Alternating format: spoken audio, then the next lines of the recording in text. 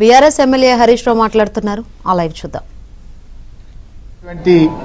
ఇబ్బందులు బాధలు ఇవాళ రైతులకు వస్తా ఉన్నాయి. మొన్న ఒక రైతు కూడా ఫోన్ చేసిండు, దుర్గయ్య అనే రైతు నాకు పాపన పెట్టుకెళ్ళి, సార్ నీళ్లు వస్తాయా రావా అని నన్ను అడుగుతుండు.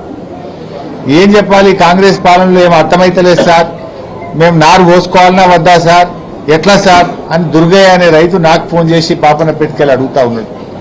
అంటే ఎంత గందరగోళంలో ఈ ప్రభుత్వం ఉన్నది. మీరు రైతులకు స్పష్టత ఇయ్యరా? ఈ పాటికి నార్లు పోసేసి నారు పెరుగుతుంది, ఇంకా రేపో మాపో నాట్లు వేసే కాలం వచ్చింది. కానీ ఇంతవరకు ఇలా ఒక కన్ఫ్యూజన్ లో వచ్చేది.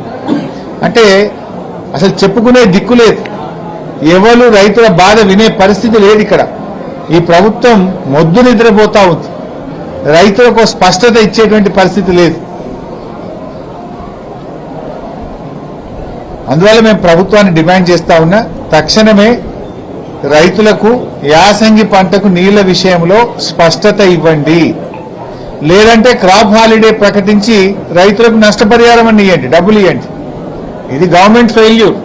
అయితే నీళ్లు ఇవ్వండి, నీళ్లు ఇవ్వకపోతే నీళ్లు ఇవ్వలేకపోతున్నామని ప్రజలకు రైతులకు స్పష్టత ఇచ్చి ఎకరానికి ఎంత ఇవ్వాలనో రైతులకు డబ్బులైనా ఇచ్చి రైతులను ఆదుకోండి. కన్ఫ్యూజన్ లో ఏమైందంటే టైం పోతున్నది, నారు వేయాలా వద్దా, నాట్లు వేయాలా వద్దా, ఈ కన్ఫ్యూజన్ లో రైతులు బోర్లేసి మోటార్లు పెట్టి అప్పుల పాలవుతా ఉన్నారు. తక్షణమే సింగూరు జలాల విషయంలో రైతులకు స్పష్టత ఇవ్వాలని, సాగునీటిని విడుదల చేసి రైతాంగానికి 3 విడతల్లో నీళ్లు ఇచ్చి యాసంగి పంటకు సాగునీరు అందించాలని డిమాండ్ చేస్తున్నాం. ఒకవేళ ఇవ్వలేని పక్షంలో స్పష్టమైన ప్రకటన ఇచ్చి రైతులకు మరి నష్టపరిహారం అందించాలని చెప్పి రైతుల పక్షాన, బీఆర్ఎస్ పార్టీ పక్షాన ఈరోజు మేము డిమాండ్ చేస్తా ఉన్నాం. ఈ ప్రభుత్వమే రైతు వ్యతిరేక ప్రభుత్వం. ఈ ప్రభుత్వం వచ్చిన తర్వాత అడుగడుగునా రైతులకు కష్టాలు పెడతా ఉన్నారు. పోయిన వానకాలంలో యూరియా దొరకలేదు, పోయిన వానకాలంలో జనుము జీలుగు విత్తనాలు దొరకలేదు. రైతులను రకరకాల ఇబ్బంది పెడుతున్నారు. ఇదే మెదక్కు వచ్చిన ముఖ్యమంత్రి గారు ఏడుపాయల అమ్మవారి మీద ప్రమాణం చేసి, మెదక్ చర్చి మీద ప్రమాణం చేసి రుణమాఫీ చేస్తా 15 ఆగస్టు కల్లా అన్నాడు. ఎన్ని 15 ఆగస్టులు పోయినాయి రేవంత్ రెడ్డి? ఎందుకు ఈ రోజుకు రుణమాఫీ పూర్తి కాలేదు? కేవలం 40% మంది రైతులకు మాత్రమే రుణమాఫీ జరిగింది. ఇలా రుణమాఫీ విషయంలో రైతుల్ని మోసం చేసినారు, రైతు బంధు విషయంలో రైతుల్ని మోసం చేసినారు, బోనస్ విషయంలో రైతుల్ని మోసం చేసినారు, ఎరువుల సరఫరాలో ఫెయిల్ అయిపోయినారు, విత్తనాల సరఫరాలో ఫెయిల్ అయినారు, పంట కొనుగోలు విషయంలో కూడా ప్రభుత్వం ఫెయిల్ అయిపోయింది. పోయిన యాసంగి బోనస్ ఇప్పటి వరకు రాలేదు. రాష్ట్రంలో పోయిన యాసంగిది 1200 కోట్ల రూపాయల బోనస్ ఇంకా కూడా ప్రభుత్వం ఇయ్యడం లేదు. 6 నెలలు అయిపోయినా బోనస్ పైసలు పడతలేవు.